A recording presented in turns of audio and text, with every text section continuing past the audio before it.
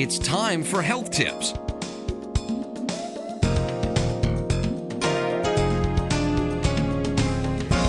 Now here's your host, Dr. Alma Jenkins. Good evening. Thank you so much for watching tonight. You know, I never take your viewership for granted. Even though I'm in the various shops, or, I go out on the street and I see you and you remind me that you're watching the show, I am always very, very grateful. Now, let me just turn you on to something. Oh, but first, before I do that, let me just go through what we normally do when we come on, and that is to remind you that we are willing to come to your church or your organization. If you'll just drop a line to the show, we'll be happy to come to your church or your organization and talk about a health topic. Just remember that you can do your organization a lot of good by spreading information that they need to keep them healthy. After all, that's how they can remain part of your organization, is by staying healthy and then being able to come to your meetings, etc. So we're happy to do that. If you'll drop a line to WHFL, they'll get that to us. The second thing I want to do is share with you something that happened to me this week. Well, not really this week, before this week, but maybe it'll help you, because you may notice that I may sound a little different. Well, I was doing something as innocent as opening a honey packet. And you know how we do, we put the packet in our mouth and bite down, and I'm opening this honey packet and I hear something crack, and it's my front tooth cracking. So I ended up having to go to the dentist. Do you know they had to pull that tooth? And then I had to get this little fake tooth, and then I had to wait until the permanent tooth came in, or the what do you call that? The partial came in. And so it makes you talk a little funny. Now, what's the bottom line to this? Don't open things with your teeth. Now, that sounds simple, doesn't it? We do it all the time. Don't do that, because you may crack your tooth, and that's a whole process you'll have to go through. That's on the lighter side. On the more serious side, I ran into a colleague. I was in the doctor's lounge, and I ran into a colleague, and he was telling me that another one of our colleagues had suffered the death of his child, from suicide. And then maybe 2 or 3 years ago, one of my own colleagues committed suicide, another gastroenterologist in another city. Or at least that's what I was told, that he had committed suicide. He was a dear friend of mine. I worked with him for 5 years, never detected that this was an issue for him, and maybe it wasn't at the time. But people hear news, they hear health news, and that, I don't know if he heard that he had some bad diagnosis or what it was that drove him to shoot himself. But that's a real problem. Now, this gastroenterologist was in his 50s probably. But what I've come to learn is that suicide is a leading cause of death in young people. Young people, teenagers up to the age of about 24. That is one of the leading causes of death. And so I wanted to address this because it is one of those little taboo topics nobody wants to talk about, but obviously it's a big problem. And I wanted us to share about this. Now, after you have seen this show, if you have a story to share, drop us a line. We would love to hear from you. Because remember that you may be able to take that tragedy and prevent it occurring in someone else by just your testimony of what happened to you or a loved one that you know, or that kind of thing.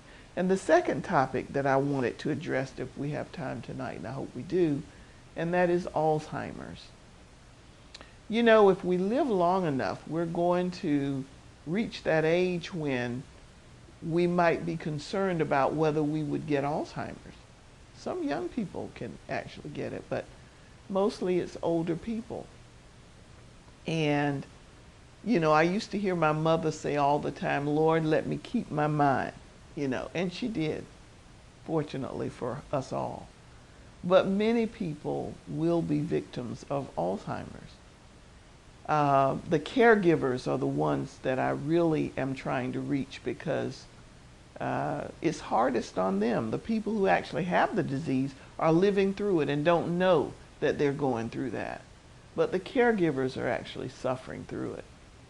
So those are the two topics I want to say a word about tonight, and I hope this will benefit you. Now, I'm going to give total credit for this first video to WebMD.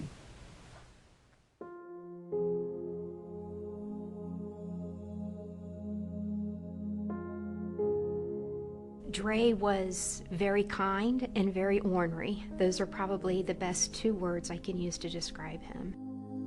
You know, the first time I realized that Dre was depressed was his sophomore year of high school, and it was because he talked to me about it, and he told me he was even feeling suicidal. I asked him if he had a plan for how he would go about doing that, and the answer was yes. So his dad and I got him help right away. We got him into some counseling, and it seemed that after a few months, it passed. He got his driver's license shortly after that. He was headed to prom, he got a job. Everything seemed fine over the next few years.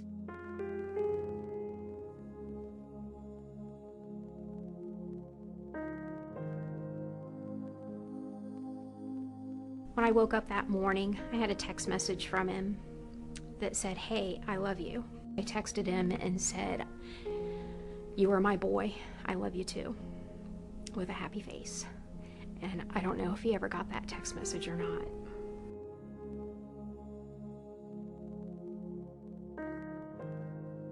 In the hours and days after Dre's death, I didn't really know what to do with myself.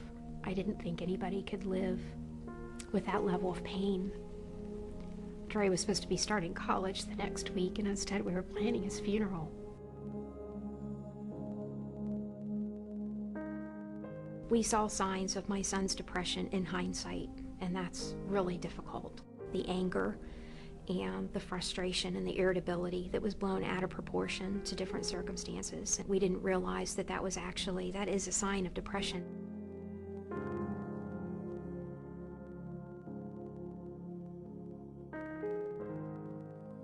One of the things that's been most difficult for me through this is considering how my son must have been feeling through those last few months of his life. It's going to take all of us being comfortable talking about this and asking one another questions before we're going to make a difference in this epidemic. Okay, so the one thing I hope that video does is spark conversation. Some of you have firsthand experience with what you just saw, and some of you have friends who have experienced this problem. And it's not always the kid who is obviously depressed. There's another video that I watched of a young girl who was, seemingly very happy, but she kept a diary. And in that diary, she wrote about how she really felt. She would look and act happy, but underneath all of that, she was miserable. And her parents found the diary, after she had killed herself. And I hope that watching this will spark conversation to the point where maybe one suicide is prevented because somebody took the time to really try to find out what was going on with this person, or to get them some help, or to take them more seriously. It's not a topic that we eagerly embrace, but let's face the fact that it is a real issue with our teenagers up to the age of 24 in this country. The second problem that I told you we wanted to address was Alzheimer's. And so I found another slideshow that I wanted to show, again giving credit to this company that produced this slideshow, and I'll go over that with you. I'm gonna try to give that information to you in just a minute. we'll have it printed on the show. It'll give credit to the makers of this particular slideshow. But this slideshow deals with Alzheimer's. And so I want to go through it with you. And I hope that it will, one, give you some information about Alzheimer's, and two, make you more sensitive to those who have it, and maybe give you a sense of what to do. Okay? So here we go. Oh, this is also WebMD. It's normal for people to become a bit forgetful as they age. So how can you tell a harmless senior moment from Alzheimer's disease? 1 in 8 people, 65 and older, have this devastating form of dementia. In its first stages, Alzheimer's may not be obvious to friends and family, but there are some early signs to watch for. One sign deals with memory and speech. In early Alzheimer's, long-term memories usually remain intact, while short-term memories become sketchy. Your loved ones truly may forget conversations that you've had. They may repeat questions that were already answered. It also may disrupt speech so that the person may struggle to remember common words.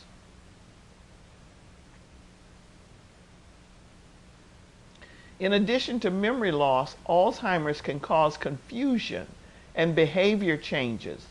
Your loved one may get lost in familiar places.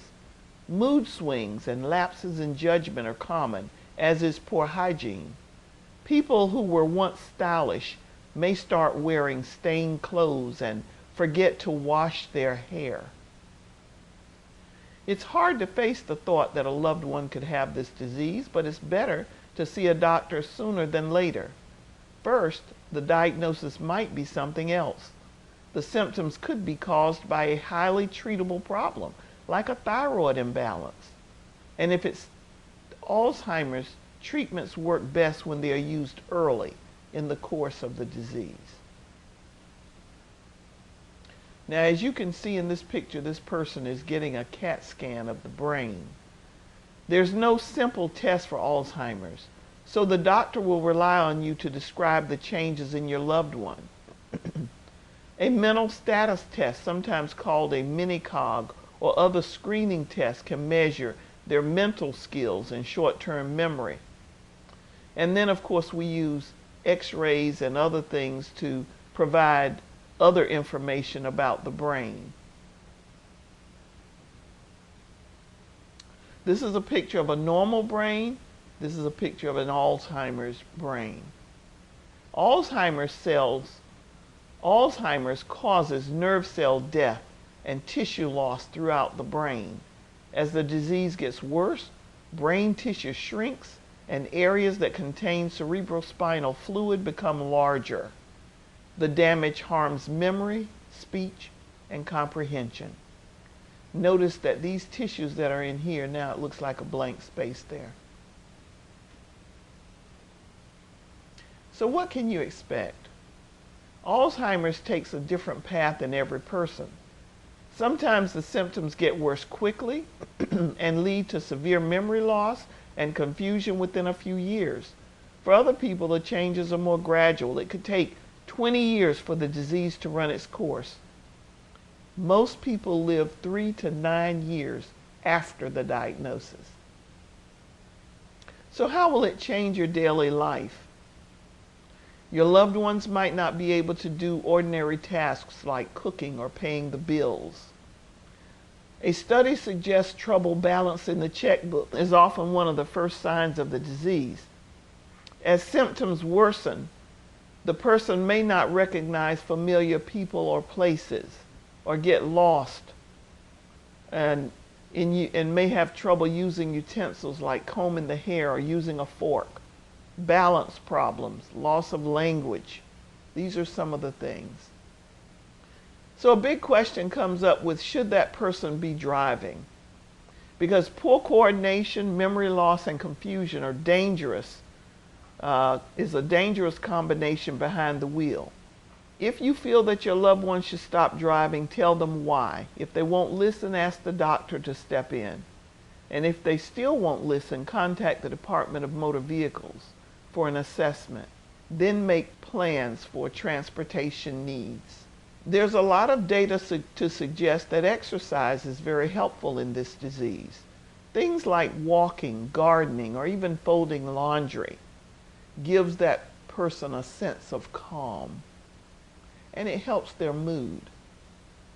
There's no cure for Alzheimer's and no way to slow the nerve damage it causes, but there are medicines that seem to help maintain mental skills and slow the disease's effects. If you're caring for someone with the disease, you'll probably wear many hats: cook, chauffeur, accountant. While you may have to handle meal planning and finances, encourage your loved one to do some things for themselves. It may help to label cabinets or put reminders about the house. Here you see they put a reminder about turning off the lights. Watch for signs of depression. Later on, your loved one may become paranoid or aggressive and could even turn on you. Remember that the disease is responsible for this change, and be sure to tell the doctor. Some people with Alzheimer's get upset when the sun goes down. We call it sundown syndrome, and it happens a lot with hospitalized patients. To ease the tension, keep the house well lit and close the drapes before sunset. Try to distract them. It's awfully depressing when your loved one doesn't recognize you. Many people with Alzheimer's have trouble remembering names, even of people closest to them. A temporary fix is to put up pictures of people they're likely to see often or know well, with names printed underneath. And sometimes a caregiver can get stressed. Caring for someone with Alzheimer's can be physically and mentally draining. Signs of caregiver stress include anger, sadness, and mood swings, headaches or back pain, trouble concentrating, trouble sleeping. Take care of yourself. To avoid burnout, make sure you take at least a few minutes to do something you enjoy every day. Stay in touch with friends and keep up with hobbies when you can. Find a friend or relative to be your support person. You can also join an online or local caregiver support group through the Alzheimer's Association. While your loved one is still able to make important decisions, talk to an attorney about drafting advance directives. These are legal documents that spell out what he or she wants in terms of medical treatments and end-of-life care. They should name someone to make healthcare decisions and manage finances. This will help avoid confusion later on. Many people want to stay in their homes as long as possible. That's not easy if they have trouble getting dressed or using the bathroom, but a home health aide can help with personal hygiene and other daily tasks. And then, of course, we have the assisted living facilities. That's very helpful. Look for one with an Alzheimer's special care unit that can give 24-hour supervision and personal care to meet the needs of people with dementia. People with advanced Alzheimer's may lose their ability to walk, talk, or respond to others. This may be the time to switch to hospice care, which provides pain relief and comfort for patients with terminal illness. Children may feel confused about or even resentful when a family member has Alzheimer's. Let the child know these feelings are normal and answer their questions about the illness. Can we prevent Alzheimer's? Is there anything you can do to lower your chances of getting this disease? Research in this area is ongoing, but diet and exercise appear to be important. Studies show people who eat a Mediterranean diet rich in vegetables, fish, and nuts, and get plenty of physical activity are the least likely to get Alzheimer's. Let me repeat that. Studies show that people who eat a Mediterranean diet rich in vegetables, fish, and nuts, and get plenty of physical activity are the least likely to get Alzheimer's. I hope that you've gotten something from that. I hope that it will spark a conversation about Alzheimer's, about dementia in general. And I hope that it will cause you to be more aware, not only of Alzheimer's and dementia and trying to get your loved one in to the office soon to be evaluated and perhaps to be medicated, but also to make you sensitive to suicide and depression. And although fortunately for you, you're not affected by it, hopefully, but also fortunately, by watching this show, you may be able to prevent a suicide. And so I hope that this sparks a conversation. Those of you who have a relative with Alzheimer's, we'd love to hear from you. Those of you who have experienced a death in the family due to suicide, we certainly would love to hear from you. And we might even want to have you on the show. Because no matter what you talk about, if you have experienced it, it adds another level of interest to it. And it just might prevent another such tragedy. Now, on a different note, we have about 3 more minutes of showtime left. And you know what we like to do when we've got time. You don't have to have your cans. If you don't have them by you, we can still exercise even without them. So I want you to just imagine that you have your cans in your hand and you're going to lift them, or just ball your fists up and lift your arms and go out like this and up. Now see, you can do this being chair bound. As long as you have your upper strength, you can do this. For those of you who don't have upper strength, then you can move your legs if you can. There's always something you can do. And for those of you who have immobility in your arms and you have stiffness in your legs, move your head. Move your head. Remember that as you are being active, you're burning calories, okay? You're burning calories. So move your head, move your arms if you can, lift those imaginary cans, put your arms out like this, okay? And while you're doing it, just move your legs if you can. I know you can't see that, but just move your legs if you can. I want you to just exercise. You got to keep it moving. Why? Because if you don't use it, you lose it, okay? That goes for your brain as well. For those of you who are, 50 or over and you want to just lessen your risk, and even those who aren't, practice doing exercises, brain teasers, do crossword puzzles. I didn't realize this, but there's an app on your computer that you can do these little associations and the little brain teasers. Continue to do those things because they help the brain remain active, okay? I want you to know that that's available to you. Now, your son or your daughter or whatever younger person you have in the house can probably tell you how to download that app so that you can do that little practice. And I understand you can get other people to do it with you, So do the brain teasers. Do the, the crossword puzzles.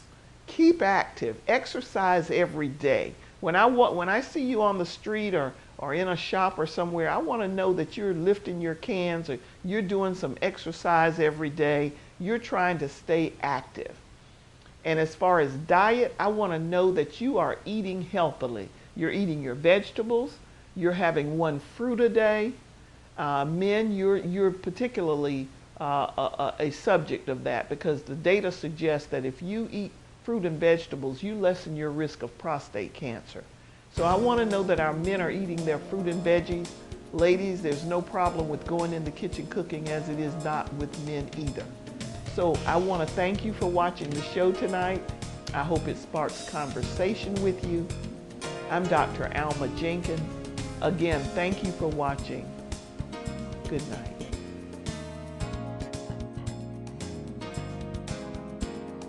Okay, and then we'll put the top on, and then we are going to turn it on.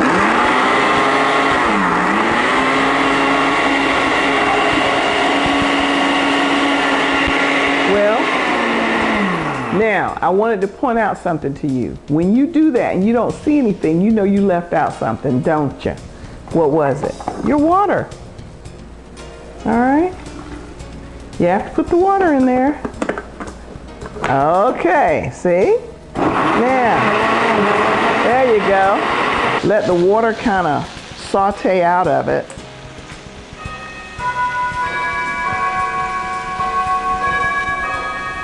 Now, you know, I was not expecting guests, but you know you always have to stop and see who is at your door. That's all right. It was Aunt Will. Aunt Will was at the Oh, door. isn't it so nice to have her here? Well, we almost have dinner ready. I should look at the red or at the screen. I should know that, but sometimes I look at the screen, sometimes I look at the red. Okay, yeah, that's true.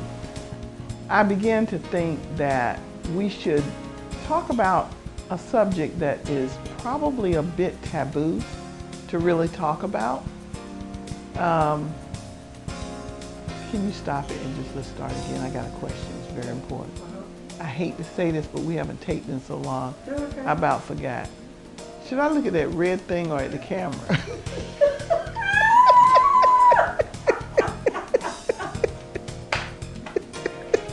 I'm so sorry. I have had so many other things in my brain to remember that I'm not quite sure. Look right there, right there.